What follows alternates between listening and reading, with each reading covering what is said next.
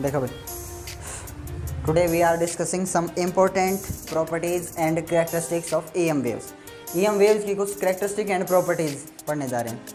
तो आप कैरेक्टरिस्टिक समझिए या इसको प्रॉपर्टी समझिए, एक ही बात है। लेकिन उससे पहले कुछ बातें हैं जो मैं आपको बताना ज़रूरी समझता हूँ। प्रॉपर्टीज़ बाद में पढ़ेंगे।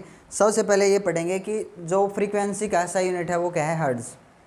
क्योंकि EM वेव जब ऐसे ऐसे प्रोपगेट होगी एक डायरेक्शन में और उसके इलेक्ट्रिक फील्ड ऐसे ऐसे बदलते हैं तो उसकी एक फ्रीक्वेंसी है, समझ में ना। और हमारे आसपास बहुत सारी EM वेव्स हैं। सन से आ रही है लाइट रेडिएशन, वो भी EM वेव है, ठीक है। मोबाइल में जो हमारा कम्युनिकेशन इस्टेब्लिश हो रहा है, रेडियो वेव्स, बहुत सारी EM वेव्स हैं अपने पास में। अगर आप देखो तो उनमें किस चीज़ का डिफरेंस है, उनमें सिर्फ फ्रीक्वेंसी का डिफरेंस है, समझ में ना। तो उन सभी की फ्रीक्वेंसी भी डिस्कस करेंगे, कितनी क्या फ्रीक्वेंसी होती है वो बाद में। लेकिन उससे पहले मैं हर्ट्ज़ एक्सपेरिमेंट का जिक्र करूँगा। हर्ट्ज़ एक्सपेरिमेंट क्या था,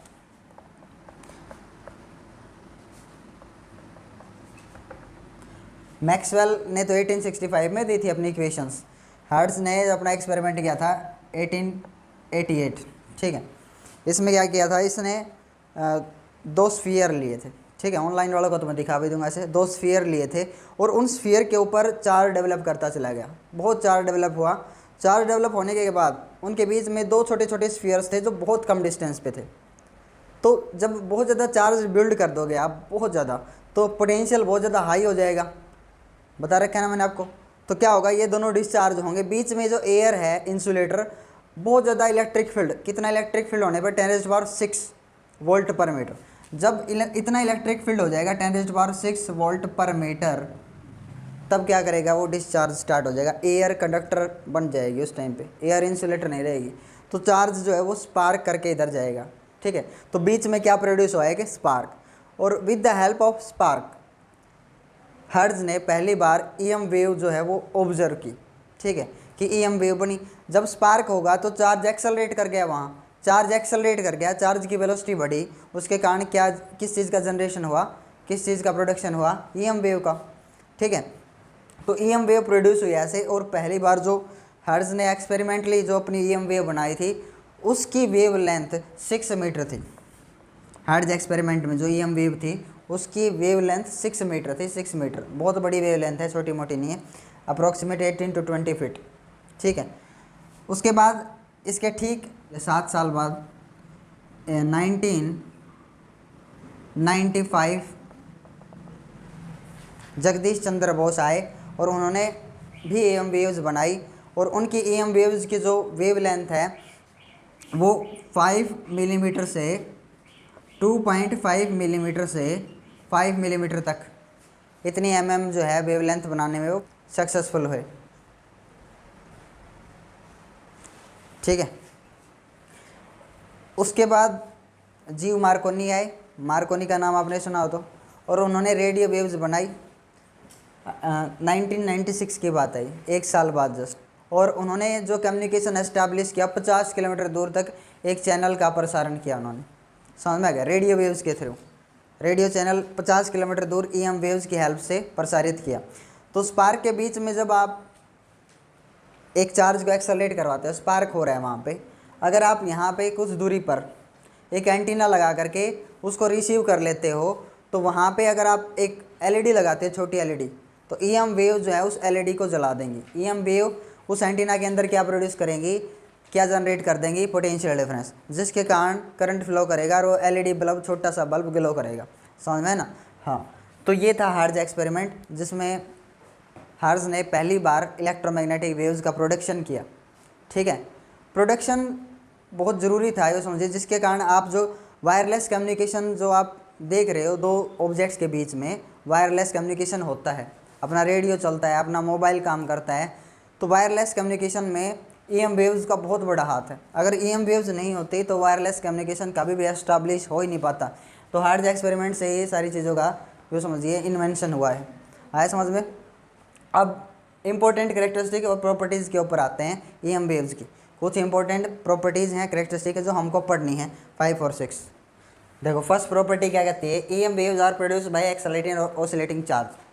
ये तो मैक्सवेल ने बता ही दिया था कि EM वेव जो है उनका प्रोडक्शन कैसे होता है, बाय एक्सेलरेटिंग या ऑसिलेटिंग चार्ज। सोर्स कौन है, एक्सेलरेटिंग या oscillating charge. Second point, they do not require any material medium to travel या प्रोपगेशन, उनको चलने के लिए किसी भी मीडियम की रिक्वायरमेंट नहीं होती, वैक्यूम में भी ट्रैवल कर सकती हैं, एयर में भी। These wave travel with A speed of light, किस स्पीड से? स्पीड ऑफ लाइट से ट्रैवल करती है। और किस रिलेशन से बताया ये मैक्सवेल ने ये रिलेशन बताया बेटा इनके स्पीड के लिए, c is equals to 1/μ0 epsilon naught. इस फॉर्मूले में जब आप μ0 और एप्सिलॉन नॉट की वैल्यू रखोगे, μ0 की वैल्यू याद है, एप्सिलॉन नॉट की वैल्यू याद है, एप्सिलॉन नॉट 8.85 × 10⁻12, तो सारी वैल्यूज़ को जब आप रखोगे तो कितनी निकल के आती है? 3 × 10⁸ मीटर पर सेकेंड, जो किसकी स्पीड है? लाइट की स्पीड है। ठीक है। Fourth property, in EM waves the sinusoidal variations in both electric and magnetic field occurs simultaneously। क्या कह रहे हैं? साइनसोडुअल वेरिएशंस जो होते रहते हैं इलेक्ट्रिक और मैग्नेटिक फील्ड में लगातार साइमल्टेनियसली, मतलब एक के बाद एक। साइनसोडुअल क्या है? ये वेरिएशन मतलब इलेक्ट्रिक फील्ड और मैग्नेटिक फील्ड कैसे चेंज होता है? ऐसे ऐसे। अब ये ग्राफ जो बेटा किसका आएगा? ये ग्राफ मैंने आपको समझाया था जनरेटर में, किसका ग्राफ बनेगा? कोस का थोड़ी ना, ये साइन का ग्राफ है, साइनसोडुअल, समझ में आएगा? तो ये ऐसे ऐसे ग्राफ का उठना और फिर गिरना, फिर ऐसे ग्राफ का नीचे की तरफ जाना और फिर ऐसे बढ़ना ऊपर की तरफ, ये साइनसोडुअल है। आगे समझ में? और ये लगातार होते रहते हैं, ये इलेक्ट्रिक फील्ड और इसके परपेंडिकुलर डायरेक्शन में ऐसे ऐसे मैग्नेटिक फील्ड। आगे समझ में? नेक्स्ट प्रॉपर्टी क्या है? The direction of variation of E and M, जो इलेक्ट्रिक और मैग्नेटिक फील्ड में जो वेरिएशन है ना, वो परपेंडिकुलर है एक दूसरे के। यानी कि इलेक्ट्रिक फील्ड ऐसे चेंज हो रहा है तो मैग्नेटिक फील्ड कैसे चेंज हो रहा है? ऐसे। इलेक्ट्रिक और मैग्नेटिक फील्ड कैसे चेंज हो रहे हैं? परपेंडिकुलर। और क्या कहते हैं? As well as perpendicular to direction of wave, propagation of wave. Wave अगर इस डायरेक्शन में जा रही है तो इसके ऊपर भी क्या है? ये परपेंडिकुलर, एक दूसरे के ऊपर तो परपेंडिकुलर है ही है। और वेव अगर इस डायरेक्शन में जा रही है तो देखो 90 डिग्री, ये भी क्या बनाएगी? ये 90 डिग्री। समझ में आ गया? ये चीज़ है। नेक्स्ट जो प्रॉपर्टी है, EM waves carry energy which is equally divided in between E and magnetic field, electric and magnetic field. क्या कर रहा है? EM वेव्स जो होती हैं वो एनर्जी को कैरी करते हैं बेटा। EM वेव्स का मतलब मैंने बताया कि सिर्फ और सिर्फ किसका? ट्रांसफ़र एनर्जी का। तो किसको कैरी करती हैं EM वेव? एनर्जी को, एक जगह से दूसरी जगह। और वो एनर्जी जो होती है ना EM वेव की, वो इक्वली डिवाइडेड होती है। जितनी एनर्जी इलेक्ट्रिक फील्ड के पास होगी उतनी ही एनर्जी किसके पास होगी? मैग्नेटिक फील्ड के पास। दोनों में हाफ हाफ होती है। आगे समझ में? आधी इलेक्ट्रिक फील्ड में और आधी मैग्नेटिक फील्ड में, और दोनों का कॉम्बिनेशन ऐसे टोटल एनर्जी क्या जाती है? फुल। आगे समझ में? हाँ, एनर्जी को कैरी करती हैं भाई। अब एनर्जी से मेरे को याद आया, कई बार पूछा जाता है कि EM वेव्स जो होती हैं, जैसे सनलाइट है, ये भी तो EM वेव है, क्या इसके पास मोमेंटम है? यहाँ इस पॉइंट से मेरे को एक चीज़ याद आई, क्या इसके पास मोमेंटम है? सनलाइट जो आ रही है या EM वेव्स होती हैं, क्या इनके पास मोमेंटम है? क्योंकि ये किस स्पीड से ट्रैवल करती हैं? इस स्पीड से। एग्जैक्टली माना क्या जाता है? देखो, पहले क्या माना जाता था? They are massless. जो सनलाइट है इसको क्या एज्यूम किया गया था? मासलेस। और मोमेंटम बेटा किसका होता है? मोमेंटम उसका होता है जिसके पास मास हो और जिसके पास वेलोसिटी हो, मोमेंटम उसी का होगा। इनको मासलेस माना गया था। मासलेस है तो मोमेंटम क्या हो गया? ज़ीरो। अगर मास ज़ीरो, मोमेंटम ज़ीरो। भाई भले ही कितनी वेलोसिटी हो इनके पास, लेकिन हम गलत थे, क्योंकि उस टाइम पे अपने पास इतने मॉडर्न इंस्ट्रूमेंट्स नहीं थे। समझ में गया? मोमेंटम है या नहीं है कैसे पता लगाया गया? जब आप धूप में खड़े होते ना, तो धूप जो है आपके ऊपर फोर्स लगाती है। समझ में गया? अपने पास इतने आधुनिक उपकरण नहीं थे उस टाइम पे, कितना फोर्स लगाती है, क्योंकि फोर्स बहुत माइनर है, कैलकुलेट करना बहुत मुश्किल था, क्योंकि माइनस में 10⁻⁻6 न्यूटन समथिंग। ठीक है, तो बहुत कम फोर्स लगाती है। ठीक है, अब फोर्स का फॉर्मूला क्या होता है? आपने पढ़ा होगा, फोर्स क्या होता है? Rate of change of momentum. Force apply कर रही है, अगर धूप में खड़े हो रहे हैं, हमारे ऊपर फोर्स लग रहा है, यानी कि मोमेंटम चेंज हो रहा है, यानी कि उनके पास क्या है? मोमेंटम। इसलिए हमारे को मोमेंटम की डेफिनेशन चेंज करनी पड़ गई। ठीक है, मोमेंटम के लिए हमने क्या यूज़ किया? पहले क्या बोलते थे? किसी के पास मास और वेलोसिटी होगा, उसके पास क्या होगा? मोमेंटम होगा।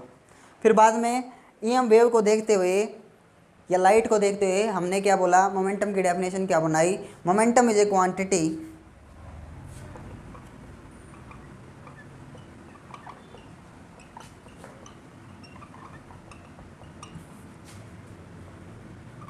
विच इज इनवेरिएंट,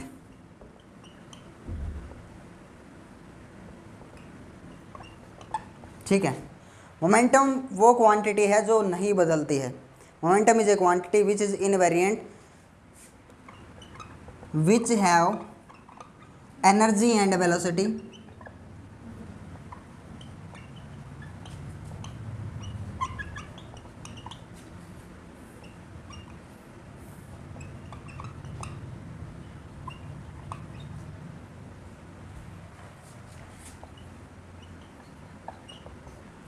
मोमेंटम एक क्वांटिटी है जो इनवेरिएंट है, नहीं बदलेगी। कब?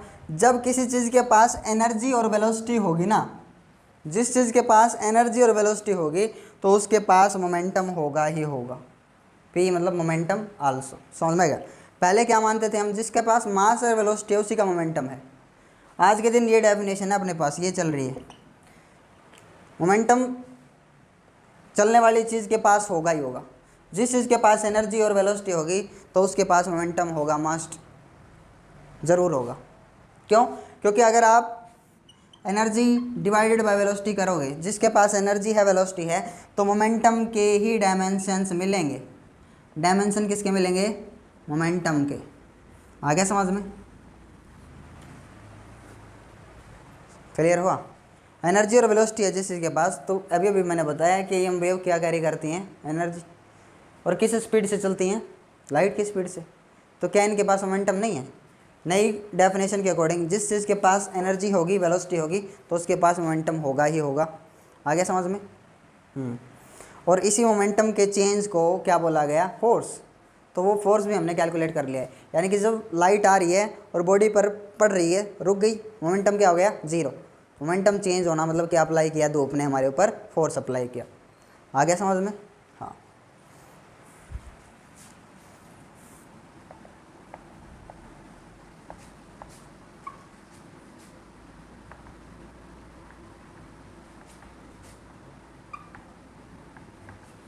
ठीक है।